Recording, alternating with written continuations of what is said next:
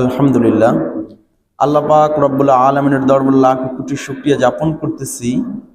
যেই মহান রব্বুল আলমিন আপনাকে আমাকে দয়া করে মায়া করে উত্তম ঘরে উত্তম স্থানে আসার মতন বসার মতন সুযোগ করে দিলেন, এর জন্য সকলে দিল থেকে শুকরিয়া যাপন করি আলহামদুলিল্লাহ।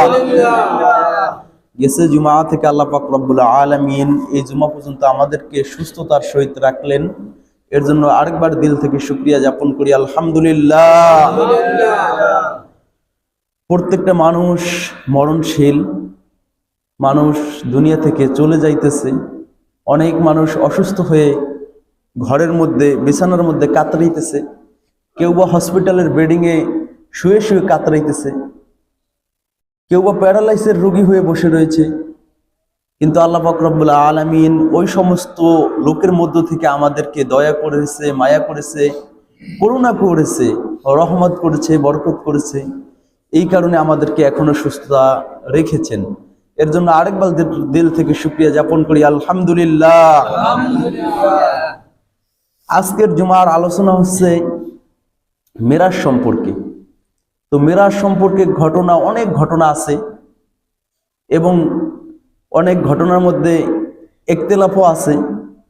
ইখতিলাফের মধ্যে ইখতিলাফ বলতে মতামত বোঝা যায়, এক একজনের এক এক মতবাদ। মনে করেন ইখতিলাফ কি, আপনার যে মসজিদে আসে নাই, সে একজনে বলছে মসজিদে আজকে খাবারের কথা বলছিল, তো আপনারা বললেন হ্যাঁ খাবারের কথা বলছিল। একজনে জিলাপির কথা বলছিল, একজনে বিরিয়ানির কথা বলছিল। তাহলে এরকম ইখতিলাফ হয় এরকম যে না, একই জিনিস এক একজনে এক একভাবে বুঝে নেয়। তো সেরকম ভাবে এইটা নিয়েও একটু এরকম ইখতিলাফ আছে, মতানৈক্য আছে। তো এই আজকে 27শে রজব চলে।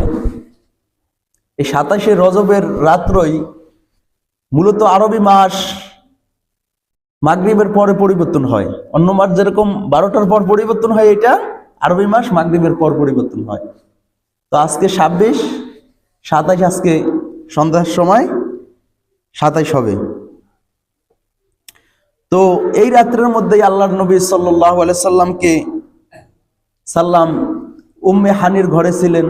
তো সেই জায়গার থেকে লৌহ কলমত আল্লাহ পাক রব্বুল আলামিন বাইতুল মুকাদ্দাস নিছেন, আসমান জমিন সব কি ঘুরে ঘুরে দেখেছেন। অনেক ঘটনা আছে, তো সেই ঘটনার দিকে যাইতেছি না। মূলত আমাদেরকে আল্লাহ পাক রব্বুল আলামিন পাঠাইছেন একটা উদ্দেশ্য করে। উদ্দেশ্য ছাড়া কোনো লোকের কাজ আছে? কাজ নাই। পাগলের উদ্দেশ্য কিন্তু নাই, যাদের মাথায় সমস্যা তাদের উদ্দেশ্য নাই, কোথায় যাইতেছে কি খাইতেছে কোনো উদ্দেশ্য নাই। আর ভালো মানুষ যারা জ্ঞানী বুদ্ধিমান, তাদের প্রত্যেকটা মানুষের একটা উদ্দেশ্য আছে। এখানে আসছে কি উদ্দেশ্যে? নামাজ পড়ার উদ্দেশ্যে। খাইতেছে কি উদ্দেশ্যে? পেট ভরার উদ্দেশ্যে। কাজ করতেছে কি উদ্দেশ্যে? টাকা কামানোর উদ্দেশ্যে। মানে প্রত্যেকটা বিষয় আপনার কি উদ্দেশ্য আছে। তো সেরকম ভাবে আল্লাহ পাক রব্বুল আলামিন মানুষদেরকে বানানোর পরে কি করছেন? উদ্দেশ্য দিয়ে বানাইছেন, পাঠাইছেন। উদ্দেশ্যটা কি? উদ্দেশ্য হচ্ছে বান্দা আমার ইবাদত করবে। ওমা খলাকতুল জিন্না ওয়াল ইনসা ইল্লা লিয়াবুদুন। হে মানুষ, হে জিন, ইনসান, তোমাদেরকে বানানো হয়েছে আমার ইবাদত করার জন্য। আর যত মাখলুক বানানো হয়েছে মানুষের খেদমত করার জন্য। প্রত্যেকটা মানুষ খেদমত করে। এর জন্য আল্লাহ পাক রব্বুল আলামিন বলেন, আমার গোলামরা, আমার বান্দারা প্রত্যেকটা মুহূর্তে আমার ইবাদত করবে।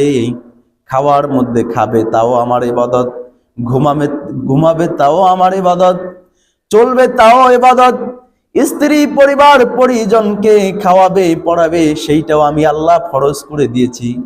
কাজ কি? কাজ করাও কি? স্ত্রী পরিবার, মনে করেন যে না স্ত্রীরা খাওয়াইলাম, পোলাপানরা খাওয়াইলাম, কি সওয়াব হয়? মসজিদে দিলে বা হুজুরের খাওয়াইলে বা অমুকের দিলে সওয়াব হয়। আগে স্ত্রী পরিবার পরিজনকে খাওয়ানো, এটাও কি ফরজ। নামাজ পড়া যেরকম ফরজ, তাদের ভরণ পোষণ দায়িত্ব আপনার পালন করাও কি ফরজ। যেই বাবা মা বৃদ্ধ হয়ে গিয়েছে, তাদেরকে লালন পালন যেরকম করেছে, সেরকম ভাবে ছোটবেলা যেরকম মা বাবা ছেলে সন্তানকে লালন পালন করেছে, বৃদ্ধ যখন হয়ে গেছে আর ইনকাম সোর্স নাই বাবার, আর কাজ করতে পারে না, তখন ছেলে আবার কি করবে, তাদের লালন পালন করবে, মানে খাবারের ব্যবস্থা করবে, থাকার ব্যবস্থা করবে, অসুস্থ হলে দেখবে, কি সমস্যা তা দেখবে। এটাও আল্লাহ পাক রব্বুল আলামিন ফরজ করে দিয়েছেন। সূরা বনী ইসরাঈলের মধ্যে আসছেন, অকদা রাব্বুকা আল্লা তা'বুদু ইল্লা ইয়াহু ওয়া বিল ওয়ালিদাইনি ওয়া বিল ইহসানা, ইহসান করো পিতামাতার উপরে, উকফিদ লাহুমা, এবং তোমার ব্যবহারে উফ পর্যন্ত যেন বাবা মা না করে। তো এই তাফসীর আরেকদিন করব, ওই দিকেও যাব না। তো এই কারণে আমাদের কির জন্য পাঠাইছে আল্লাহ? ইবাদত করার জন্য। আল্লাহ পাক রব্বুল আলামিন বলেন, প্রত্যেকটা মুহূর্তে আমার ইবাদত বান্দা বান্দিরা করবে। আমি আল্লাহ তাআলাকে কিভাবে রাজি খুশি করা যায়, কিভাবে আমাকে পাওয়া যায়, সেভাবে বান্দার চেষ্টা ফিকির করতে থাকবে। আল্লাহ পাক রব্বুল আলামিন যখনই মেরাজে নিয়ে গেলেন, আল্লাহ তাআলা যখন আমাদের নবীকে জনাবে রাসূলুল্লাহ সাল্লাল্লাহু আলাইহি সাল্লামকে মেরাজে নিয়ে গিয়েছিলেন, তখন আপনারা সবাই ঘটনা জানেন, কত ওয়াক্ত নামাজ দিয়েছিলেন? 50 ওয়াক্ত। কত ওয়াক্ত? 50 ওয়াক্ত। এই 50 ওয়াক্ত বারবার বারবার কমাতে কমাতে 5 ওয়াক্ত নামাজে চলে আসছেন। আল্লাহ পাক রব্বুল আলামিন বলেন, এই 5 ওয়াক্ত নামাজ যখন বান্দা সঠিকভাবে আদায় করবে, আমি আল্লাহ তাআলা তার উপর রহমত করব, করুণা করব, দয়া করব, মায়া করব, ইহসান করব। এমন ইহসান করব, এমন মায়া করব, তার জীবনের সমস্ত গুনাহগুলো মাফ করে দিব। এবং এই 5 ওয়াক্ত নামাজ পড়ার দরুন আমি তার আমল নামায় 50 ওয়াক্ত নামাজ পড়ার যে সওয়াব ছিল, সেই আমল নামায় 50 ওয়াক্ত নেকি আমি লিখিয়ে দিব। 50 ওয়াক্ত। 5 ওয়াক্ত নামাজই আমাদের কি পড়তে কষ্ট হয়ে যায়, আর যদি 50 ওয়াক্ত হইতো, আধা ঘন্টা পর পর নামাজ না হলে কি অবস্থাটা হইতো।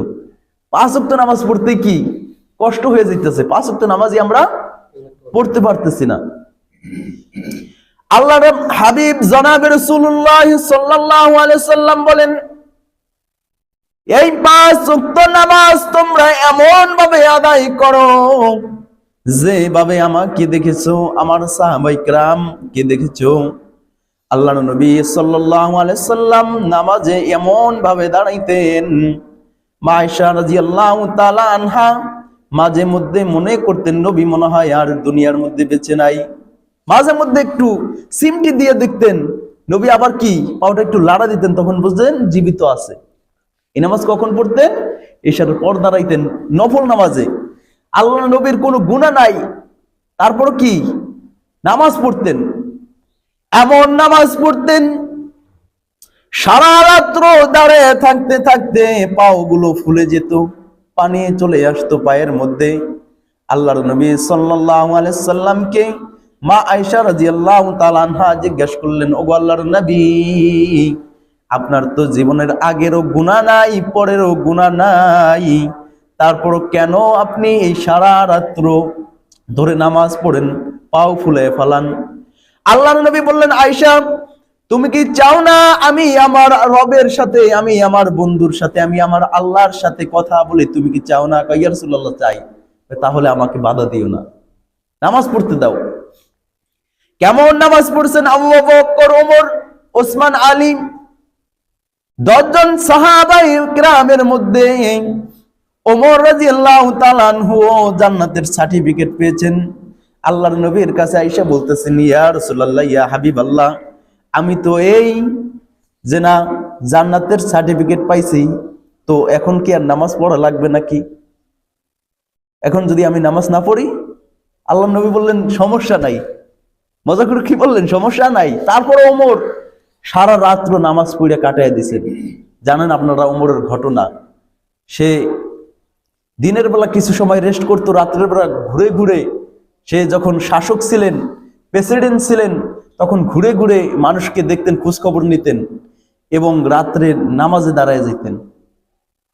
আমরা তো নামাজই পড়তে চাই না, একটু কাজের চাপ হইলে কি